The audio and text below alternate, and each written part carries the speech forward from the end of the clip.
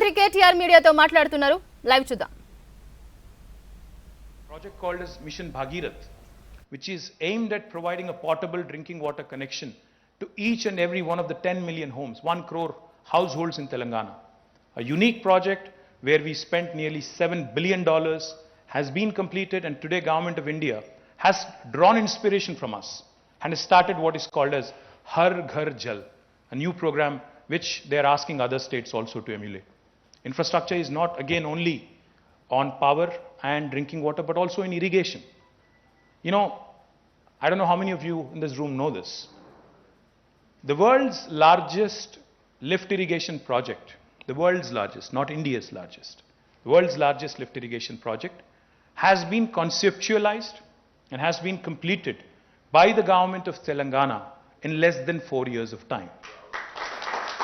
Now, we often talk about Chinese execution. We often talk about how things move fast in China. But the new state of Telangana, the youngest state in India, has shown to the rest of the country how well things can happen, things can move, provided the political will and collective efforts of the bureaucracy and engineering department are showcased. You would be surprised, we are lifting water, Godavari, from about 82 meters above sea level to 612 meters above sea level to near Hyderabad through a multi-stage lift irrigation program. And we are engaging some of the biggest pumps in the world, pump sets in the world, 137 megawatts of pumps each, with about, I think, 6 or 7 running in tandem to lift water from such a long distance. This is again a very, very unique kind of a model that Telangana has been able to champion. For those of you who are wondering, what about the third eye?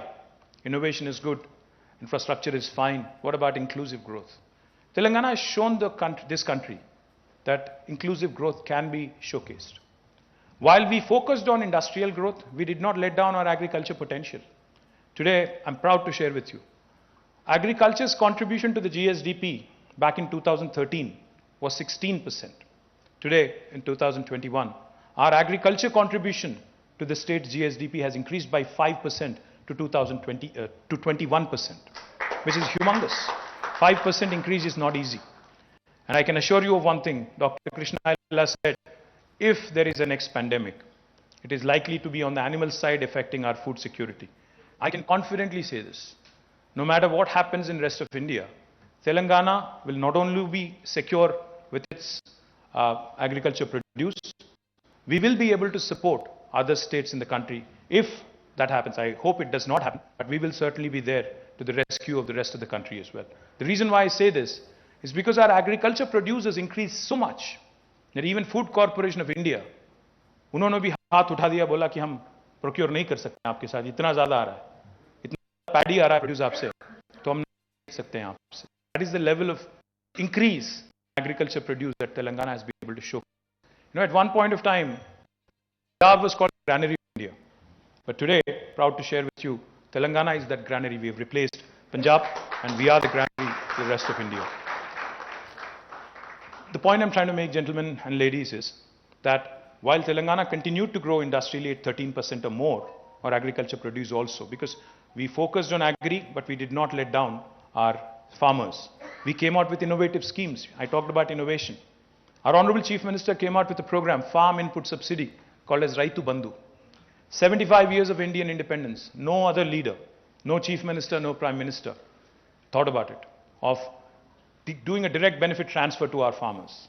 We are the first state in India, in independent India, to have come out with a policy where the farmers have been given 5,000 rupees per crop. And for 2 crops, we are giving them 10,000 rupees per acre every year. And the kind of money that is being spent is about 15,000 crores per annum to about going to about 62 lakh farmers in the state of Telangana. This has again inspired Government of India to launch what is called as PM Kisan. So innovation need not be confined to certain areas. The other thing I also wanted to mention, you know, while Telangana continued to grow industrially, we also ensured that environment was not affected. Proud to share with you, just a couple of days ago, the entire country's Indian Forest Service officers were in this very room. I was here talking to them. The entire country's principal chief conservators of every state was here. And they were telling us that Telangana today ranks number 1 according to Forest Survey in terms of increasing the green cover. Our green cover increased from 24% to 31.7% in the last 7.5 years. Our industry continued to grow, but our green quotient also continued to grow. So that goes to show you inclusive growth can happen. Industry and greening can go together. Industry and environment can prosper together. Agriculture and IT can prosper together. Aerospace and also other sectors, social welfare, can also travel together, and we can continue to do a fine balancing act. And that is where Telangana sets a benchmark and sets an example for the rest of the country. Now, I can go on about Telangana. You know, it's my fiduciary responsibility. I do believe that the country has to do well. We also have to look at what else needs to be done in the rest of the country. One of the things, and please don't think I'm being critical, Mr. Bagla, but I would like to point out certain things because प्रधानमंत्री जी ने बुलाया था एक meeting 2019 में, जून में, और उन्होंने बहुत सारे पॉलिटिकल पार्टीज को बुलाया जिसमें मैं भी गया था एज अ पार्टी प्रेसिडेंट. तो वहाँ पे जाने के बाद उन्होंने पूछा, आज़ादी का 75 साल होने वाला है और बापू का 150th एनिवर्सरी भी आ रहा है, तो एक नया भारत खड़े करने के लिए क्या करना चाहिए. तो मैंने यही चीज़ बताया उनको. मैं वही चीज़ आपके सामने भी दोहराना चाहता हूँ, वही चीज़ मैं रिपीट करना चाहता हूँ. तो मैंने कहा उस दिन उनसे कि India needs to think on scale. India can not be thinking still as a developing country. The one point I'd like to make on this. For those of you who know, you would appreciate it. For those of you who do not, I would request you to think about it. In 1987, India and China, the country who we'd love talking about, India and China, our GDPs were similar in 1987. This is not so long ago, only 35 years ago. But today, 35 years later, our GDP is 2.4 trillion. Correct me if I'm wrong, Mr. Bagla, but I think it's at about 2.4, 2.5 trillion. And China is $16 trillion. They're more than 5 times bigger, 5.78 I think it is. What happened? How did they surge ahead? Why are we left behind? Similar countries, similar size, geographically, population-wise, thoda idhar udhar, but we're almost there. How come they are at 16 trillion? We are at 2.4, 2.5 trillion. What happened? I think we need to ask ourselves a few questions. You know, we keep reading news and I'm thrilled. Mr. Bagla said, you know, we've been able to attract investments, a lot of FDI into the country, 30 states and union territories, you know, diversified, have received investments, have received FDI. Yes, we are growing without a question. We are looking good, but are we doing enough to compete with a country like China? I don't think so. The reason why I say this is when the pandemic hit us, you can ask Krishna, you can ask any of the biotech captains, you can ask the vaccine makers, you can ask the pharmaceutical companies, who were we dependent on for APIs? Where was all the dependence? If China had shut shop, if China had said no, what would have happened? I think our industry would have suffered a great deal. Today, we see news every single day. Automakers are not able to produce to demand.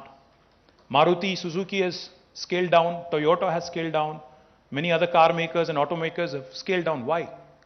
Because of shortage of chips. 75 years. While a small country like Taiwan is able to create multiple fabs, while a small country like Singapore is able to create multiple fabs, a large country like India, one of the largest economies of the world, how come we were not able to create a fab of our own? How come we are dependent on Taiwan and Singapore and others for chips 75 years after? How come we couldn't actually do much on that account in spite of several attempts that have been made? I know there is an attempt being made even now as we speak. Some PLI scheme, $10 billion of commitment, etc. I'm not trying to be negative. I'm not trying to be critical. I'm just trying to point out to statistics. One of the largest employers of this country, especially for blue-collar workers, is textile industry. Today, China produces nearly 34 to 40% of world textiles. Next time you are buying a shirt at Van Heusen or Allen Solly or some other place, there's a 40% chance that it could have been made in China. There is an 8% chance it could have been made in Bangladesh. There's a 7% chance it could have been made in Sri Lanka. What are the chances that it could have been made in India? A 4% chance.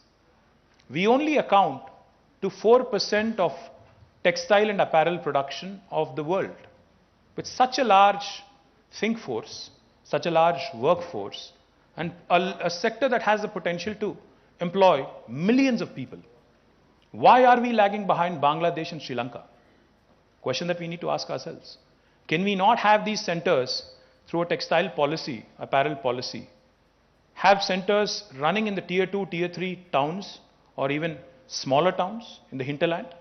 Can we not have them in Uttar Pradesh, Madhya Pradesh, Bihar, and all these states that continue to hold us back in terms of our growth? Today I proudly say my state is doing well. But I also feel as an Indian, I feel sad when I look at Uttar Pradesh. They are lagging behind. There are 22 crore people in Uttar Pradesh. What is their contribution to GDP? 15%. We have 4 crore, we contribute 5%. Uttar Pradesh is 22 crore, they contribute 15%. Why?